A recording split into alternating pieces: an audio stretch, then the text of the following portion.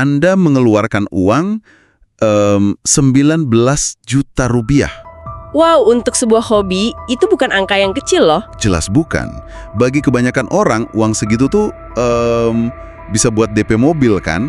Atau liburan lumayan mewah lah ya. Betul. Tapi, alih-alih membeli sesuatu yang kinclong, yang ada garansinya gitu, Anda malah menghabiskannya di sebuah alat beran. Tunggu, buat pendengar yang mungkin gak familiar, latberan itu latihan bersama ya? Ya, betul banget. Itu semacam ajang kompetisi burung untuk kelas akar rumput. Tempatnya tuh seringkali berisik, berdebu, tiket pendaftarannya murah. Dan sangat kacau biasanya. Sangat kacau. Dan yang lebih gila lagi nih, barang seharga 19 juta yang Anda beli di tempat riuh itu sedang dalam kondisi, tanda kutip, rusak. Aduh, beli burung yang lagi rusak gimana ceritanya tuh? Jadi ini adalah seekor burung murai batu yang lagi mabung, rontok bulu. Dan sama sekali belum menunjukkan performa layaknya burung mahal. Kalau dipikir-pikir ya, secara finansial itu langkah yang sangat gegabah sih. Bener. Di dunia hobi, beli makhluk hidup, apalagi buat lomba, pas kondisinya lagi di titik terendah, itu pertaruhan yang luar biasa besar. Secara logis, orang pasti ngehindar. Ya, buat apa keluar belasan juta untuk sesuatu yang bentuknya aja lagi nggak enak dilihat kan? Betul, betul. Tapi, disinilah ceritanya jadi sangat menarik. Makanya, kita perlu bahas tuntas di sesi penelusuran mendalam hari ini. Oke, ada apa setelah itu? Beberapa bulan kemudian, burung yang tadinya rontok bulu itu ditawar orang sampai 325 juta rupiah. Astaga, 300 juta lebih. Iya. Dia mencetak rekor juara yang stabil. Luar biasa stabil. Selama 22 minggu berturut-turut.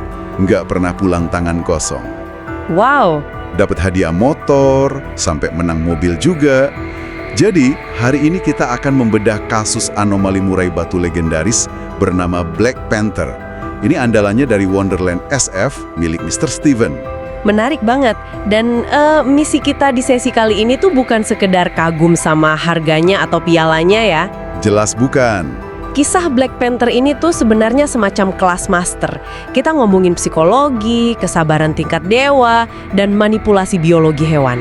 Bener. Jadi terlepas dari apakah Anda yang mendengarkan ini pemain burung sejati, atau cuma sekadar orang yang penasaran gimana sih nyetak mental juara dari nol? Ya, ada banyak banget prinsip yang bisa dicuri dari sini. Betul sekali.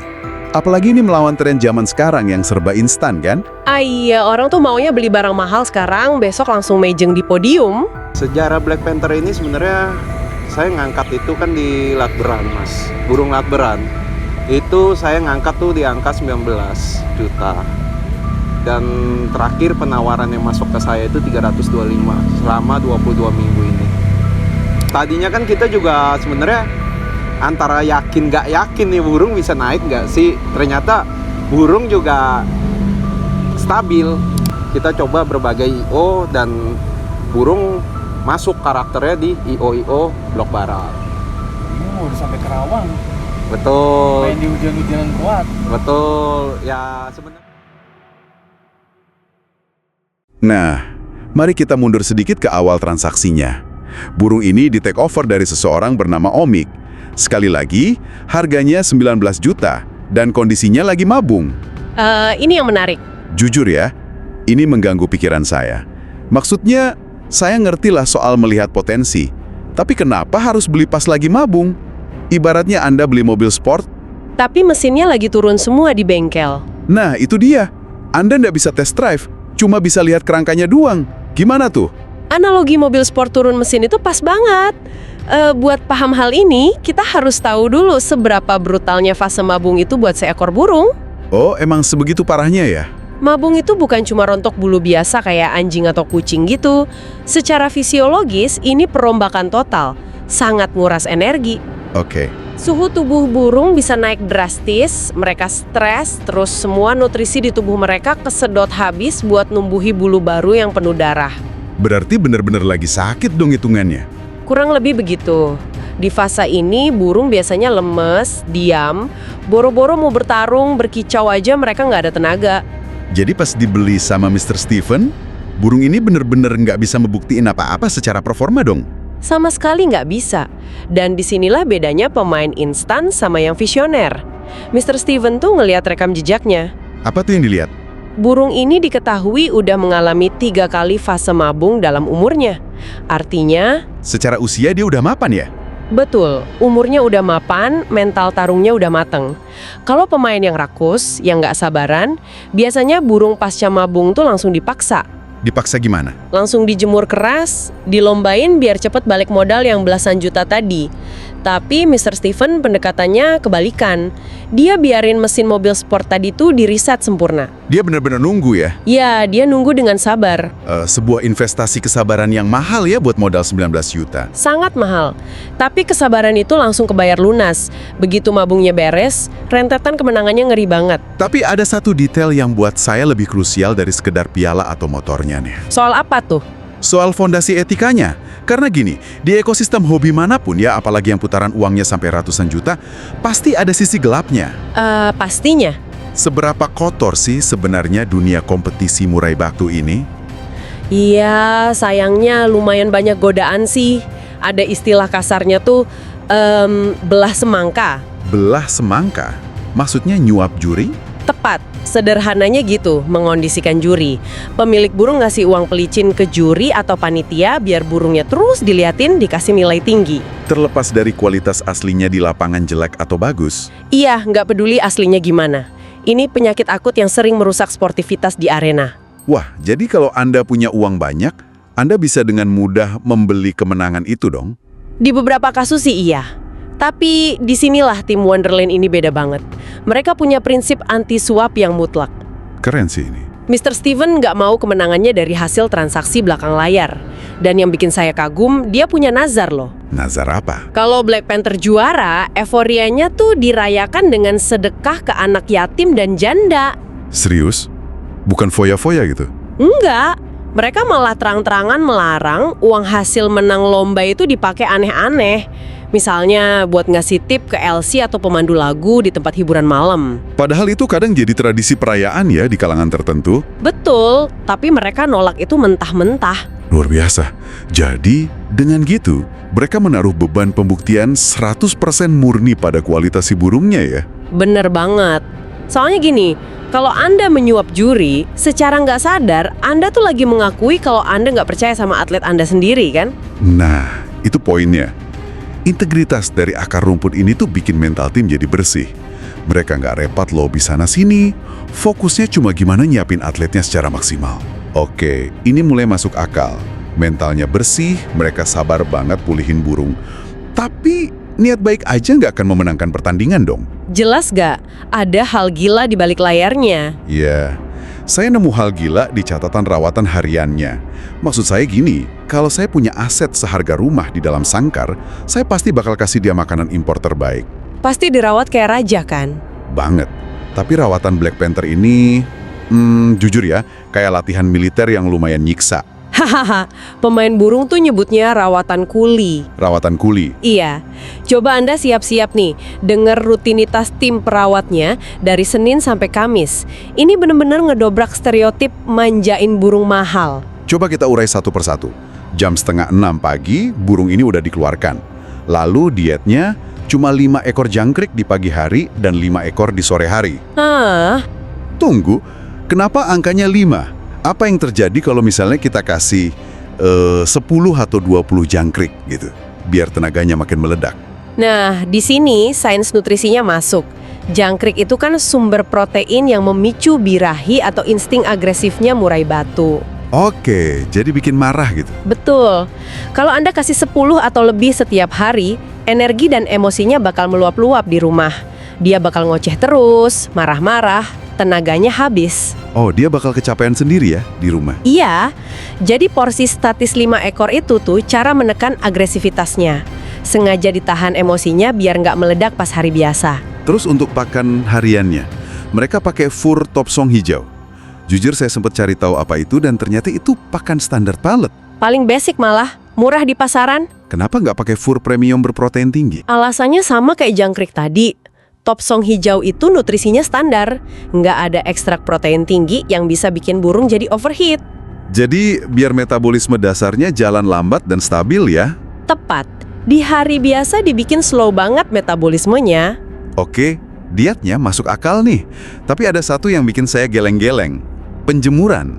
Ah, sangkar umbaran ya? Iya, burung ini dimasukkan ke kandang umbaran yang panjangnya 6 meter.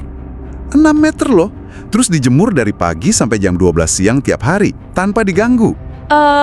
Jujur, ini bukannya udah masuk ranah penyiksaan hewan ya? Dijemur di bawah matahari Jakarta yang panas banget sampai tengah hari. Sekilas emang kelihatan ekstrim sih. Tapi coba kita analogikan sama atlet manusia deh. Gimana tuh? Kayak atlet yang lakuin altitude training, mereka lari di dataran tinggi yang oksigennya tipih kan? Iya, buat ningkatin kapasitas paru-paru. Suhu panas buka pori-porinya, nguras napasnya.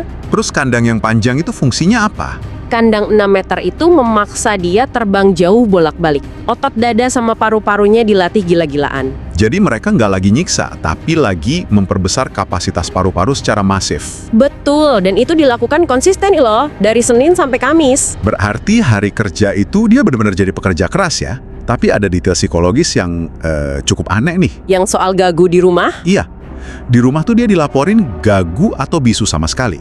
Gimana ceritanya burung kelas kontes yang harganya ratusan juta nggak mau berkicau di rumah? Apa dia kecapean gara-gara dijemur tadi? Kelelahan mungkin ada pengaruh sedikit ya, tapi penyebab utamanya itu manipulasi psikologis. Manipulasi gimana? Ini strategi jenius sebenarnya. Black Panther dikondisikan sebagai burung tunggal. Di rumah Mr. Stephen, sama sekali nggak ada murai batu lain. Loh, kenapa gitu? Bukannya murai batu itu burung teritorial yang justru hobi banget saut-sautan? Nah, itu kuncinya. Murai batu itu kan teritorial banget. Begitu dia dengar murai lain, insting tempurnya nyala otomatis. Dia bakal buang tenaga buat ngejaga wilayahnya ya? Betul.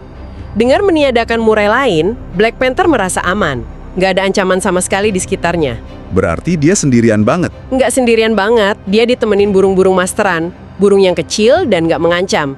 Kayak kolibri, serindit, kenari. Pelatuk juga ya? Iya, mereka ini cuma berfungsi sebagai guru vokal. Suaranya direkam di otak Black Panther, tapi nggak memancing dia buat marah. Oh, pantesan. Jadi status gagu di rumah itu cara dia menyimpan 100% energinya. Tepat, 100% disimpan buat hari H. Wah, ini luar biasa sih. Dia tuh kayak biksu petarung yang lagi puasa bicara di asrama pelatihan ya. Bener banget analoginya. Makanannya dijaga, fisiknya ditempa di bawah terik matahari, tapi mulutnya terkunci rapet buat ngemat energi. Disiplin tinggi. Pertanyaan besarnya nih sekarang, gimana cara membangunkan monster yang lagi tidur nyenyak ini pas hari Minggu? Ini dia. Dan ini ngebawa kita ke strategi hari H yang menurut saya sangat kontroversial sih. Ya, di sini mereka mengubah tuas dari mode kulit tadi ke mode predator.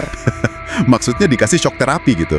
Betul, ada kejutan besar di metabolisme si burung. Ya, saya baca catatan perawatnya, perubahannya drastis.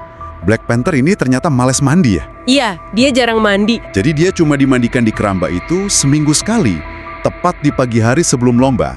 Perawatnya bilang, mandi biar ganteng, soalnya mau cari duit. Hahaha, itu beneran istilah dari mereka? Terus boleh dikasih asupan kroto atau telur semut merah. Tapi ini nih yang mau saya garis bawahi. Bagian mana? Sebelum naik sesi lomba, burung ini dimasukkan ke sangkar yang ditutup full krodong. Alias sauna kering ya? Iya, sauna kering selama 1 jam, plus dicolok sama 20 ekor ulat Hongkong. 20 ekor ya? Tunggu. 20 ulat Hongkong di dalam sangkar tertutup kain tebal selama 1 jam. Iya, betul. Tidakkah itu bikin suhu tubuh burung naik gila-gilaan? Bukannya malah bisa kena heat stroke dan mati. Ini bahaya banget loh. Reaksi Anda wajar banget. Karena kalau orang yang tidak paham takarannya nyoba ini, efeknya bisa mematikan. Tuh kan.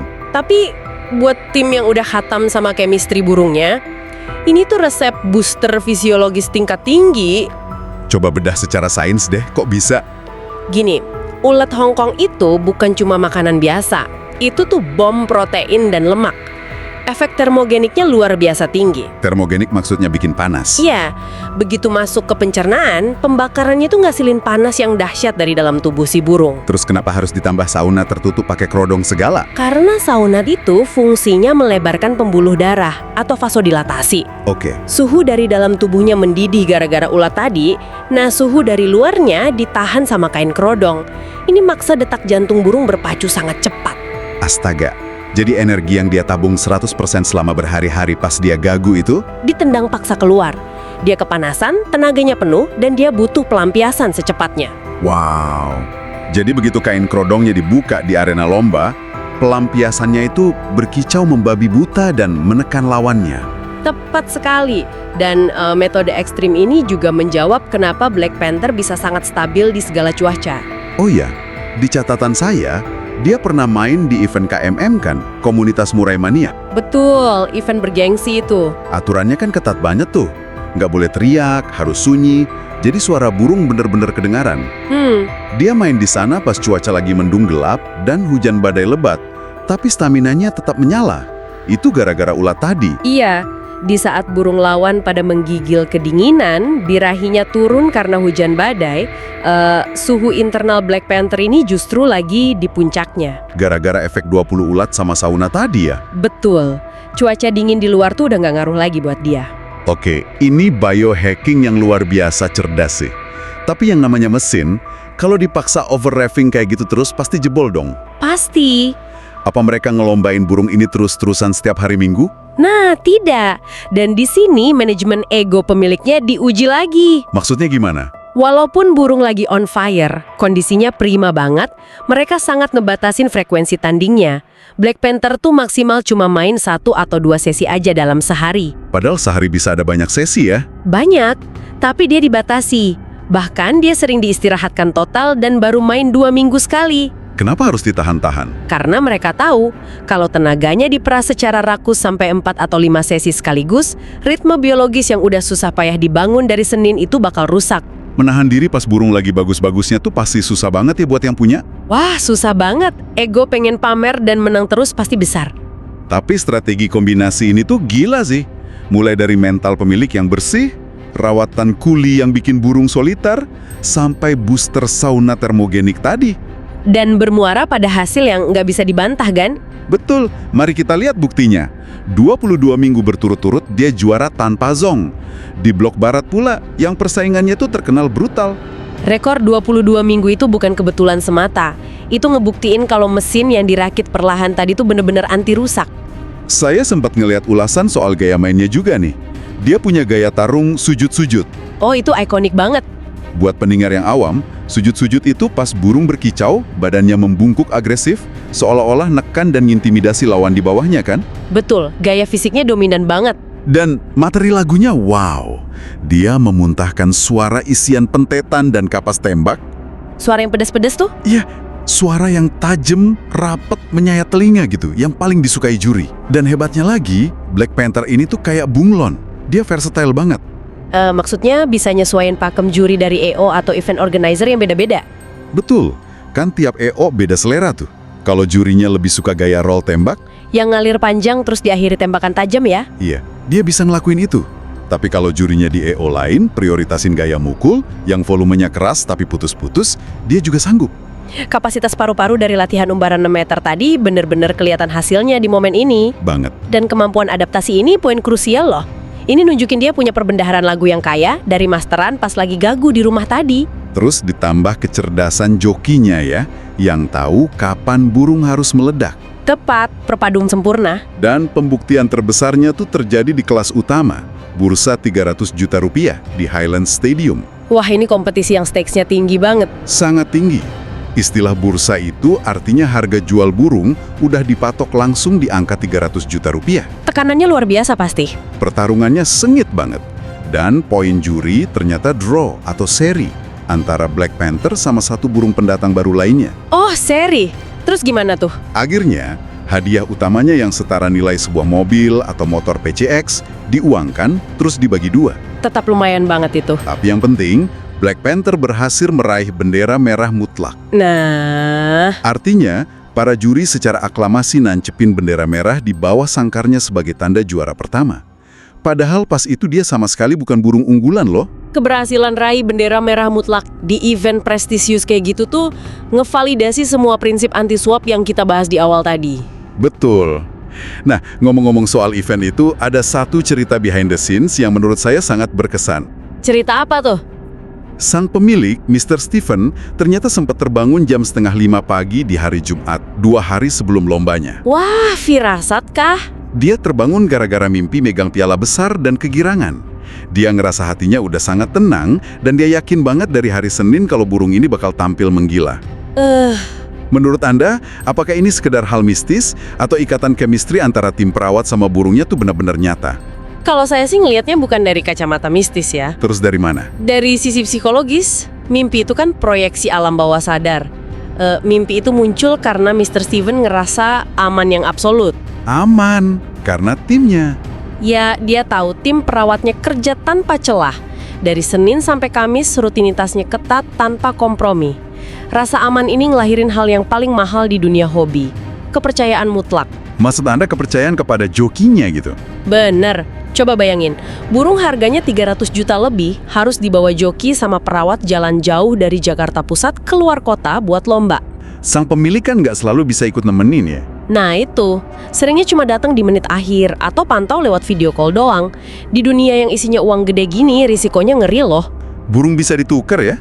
Ditukar, sengaja digagalin, atau perawatnya disogok musuh buat main curang. Itu sering terjadi. Tapi Mr. Steven sama sekali nggak paranoid soal hal-hal itu. Enggak, karena ekosistem di tim Wonderland udah dibangun pakai fondasi integritas dari hari pertama. Oh, yang soal sedekah tadi ya? Ya, pas mereka komitmen buat sedekah dan nolak foya-foya, pas mereka nolak suap juri, sebenarnya mereka lagi nyaring orang-orang bermental bersih ke dalam timnya sendiri. Masuk akal. Kepercayaan internal ini yang bikin jokinya bisa kerja tenang ya? Tepat. Jokinya nggak punya beban politik buat lobi juri. Tugasnya cuma satu, merawat biologis burungnya.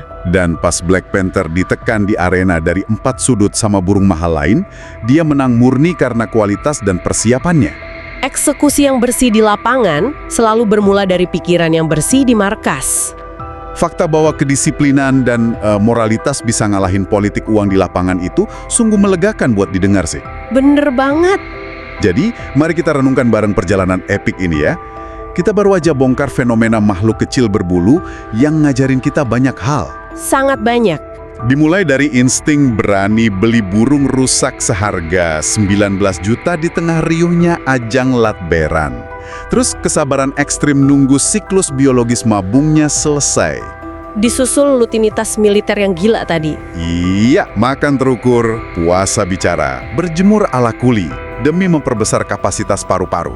Terus ditutup sama kejutan sauna termogenik yang merubah sang biksu bisu jadi predator di arena. Semua proses tak terlihat itulah yang bermuara ke rekor 22 minggu, tawaran 300 juta, dan hadiah mobil. Sebuah bukti ya, kalau sistem yang dirancang dengan kesabaran dan dieksekusi dengan disiplin tanpa ampun, pada akhirnya bakal ngasilin kualitas yang nggak bisa diabaikan sama siapapun. 100% setuju. Dan berbicara soal menyimpan energi nih, ada satu pemikiran yang terus membekas di kepala saya. Dan ini pengen saya lemparkan buat Anda yang lagi dengerin ini. Pemikiran apa tuh? Gini, kita kan hidup di dunia yang sangat berisik ya. Sosial media, pergaulan, karir, semuanya tuh kayak nuntut kita buat terus-menerus berkicau. Benar, kita dipaksa buat tampil, pamer, bersuara tiap hari. Ya, kita kelelahan nyari validasi. Tapi lihat Black Panther, sang juara 300 juta ini. Dia justru milih strategi yang berkebalikan. Di rumah, dia ngunci paruhnya. Dia jadi gagu. Dia ngebiarin burung masteran di sekitarnya ribut sendiri. Betul. Dia diam, menyerap informasi, berlatih di bawah terik matahari, dan menyimpan seluruh emosinya. Dia hanya membuka paruhnya dan ngeluarin kehebatannya di tempat dan waktu di mana suaranya itu dihargai ratusan juta rupiah. Wah, dalam sih ini pesannya. Jadi pertanyaannya untuk Anda, apakah Anda sedang membuang-buang energi Anda untuk berkicau setiap hari di depan audiens yang salah? Atau Anda punya disiplin buat jadi gagu sementara waktu, ngebangun kapasitas diri Anda dalam diam, supaya pas Anda akhirnya bersuara, Anda bisa meledak di panggung utama yang sesungguhnya? sesuatu yang benar-benar layak buat direnungin hari ini. Pastinya. Terima kasih udah nemenin kami membedah kisah yang luar biasa ini. Tetaplah penasaran, jaga terus proses Anda, dan sampai jumpa di sesi penelusuran mendalam kita selanjutnya.